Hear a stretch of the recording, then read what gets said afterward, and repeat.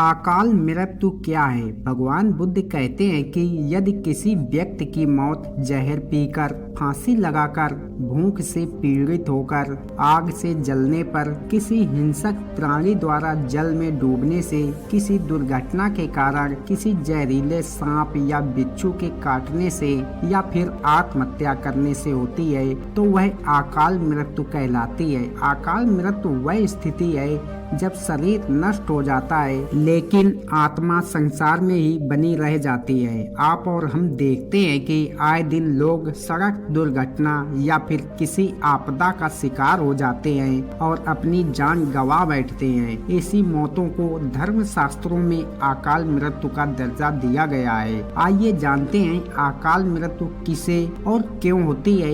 एक अटल सच्चाई है कि इस धरती पर जिस भी प्राणी ने जन्म लिया है उसकी मौत होना तय है। यह एक ऐसा सच है जिसे बदला नहीं जा सकता।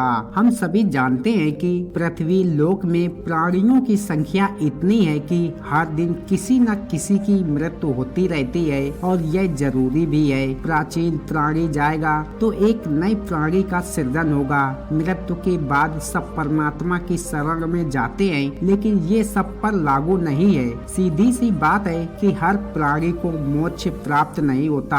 इनमें से कुछ ऐसे भी होते हैं जिनकी आत्मा सदियों तक पृथ्वी लोक में ही भटकती रहती है और इसका कारण है उनकी अकाल मृत्यु होना, यानी भगवान का दिया हुआ पूरा जीवन न जीना। आइए अब जानते हैं कि अकाल मृत्यु कैसे होती है। हमारे वेदों में मनुष्य की उम्र 100 साल निर्धारित की गई है, तो अकाल मृत्यु क्यों होती है? 100 साल की निर्धारित उम्र में दुष्कर्म को नहीं मिलाया गया है। मतलब इंसान की मृत्यु तभी होती है जब उसके पास धर्म में कार्यों के लिए शक्ति नहीं होती है या फिर उसका शरीर उसे धर्म कार्य करने की इजाजत नहीं देता, अर्थात वह धार्मिक कार्य करने के लायक नहीं रहता। इससे अलग जब कोई व्यक्ति अपनी इच्छा से धार्मिक कार्यों को त्याग देता है तो पृथ्वी पर उसके जीवन की अवधि कम हो जाती है। यानी इंसान की उम्र भले 100 साल हो, लेकिन अपने कर्मों के कारण वह अपनी उम्र को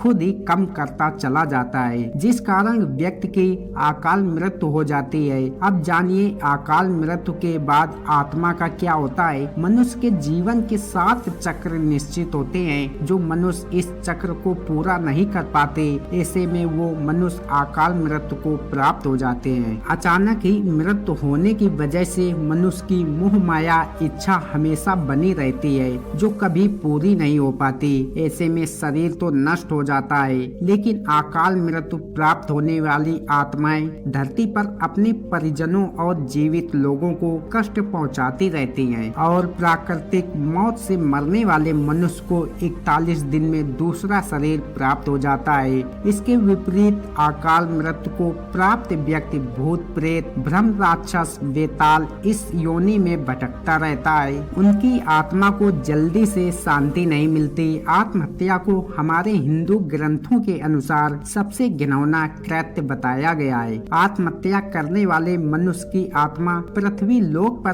तब तक भटकती रहती है जब तक कि वह प्रकृति द्वारा निर्धारित अपने जीवन चक्र को पूरा नहीं कर लेती। यह घोर कृत्य एक किस्म की सजा है। इस प्रकार की आत्मा को न तो नरक लोक में जगह मिलती है न ही स्वर्ग लोक में। इस प्रकार की आत्मा को मरने के बाद भी सबसे कष्टदायक स्थिति से गुजरना पड़ता है। यह आत्माएं अंधकार में तब तक भटकती रहती हैं जब तक कि उन आत्माओं का प्रकृति द्वारा निर्धारित जीवन चक्र पूरा नहीं हो जाता।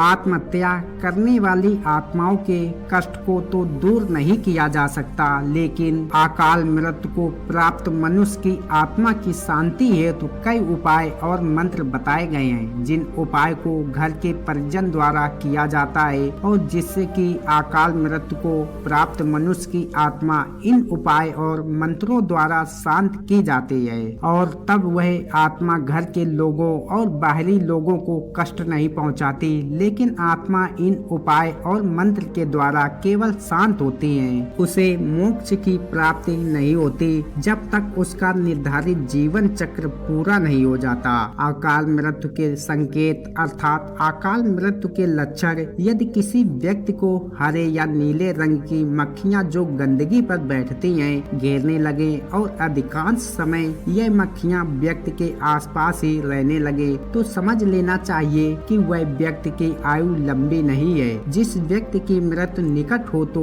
उसको अपने आसपास कुछ सायों के मौजूद होने का एहसास होता है, जैसे बिना किसी के होते हुए भी अपना कोई प्रियजन समझकर आवाज देता हो। ऐसे व्यक्तियों को अपने पूर्वज, पितर और कई मृत व्यक्ति भी नजर आते रहते हैं। जब मृत्यु निकट आती है तो हथेली में मौजूद रेखाएं स्पष्ट और इतनी हल्की दिखाई देने लगती हैं कि उसे देख पाना संभव नहीं होता, यानी व्यक्ति के हाथ से किस्मत की लकीरें मिटने लगती हैं। जिन लोगों की मृत्यु निकट होती है वह अपनी छाया को भी खुद से अलग देखने लगते हैं। उनको ऐसा लगता है कि हमारी छाया हमसे अलग क्रियाकलाप कर रही है। आयुर्वेद के अनुसार मृत्यु से पहले मानव शरीर से अजीब सी गंध आने लगती है। यह गंध किसी मुर्दे की गंध की तरह ही होती है। इसे मृत्यु गंध भी कहा जाता है। यह हृदय घात रोग इत्यादि मस्तिष्क आघात के कारण उत्पन्न होती है। तो समझो मृत्यु निकट है।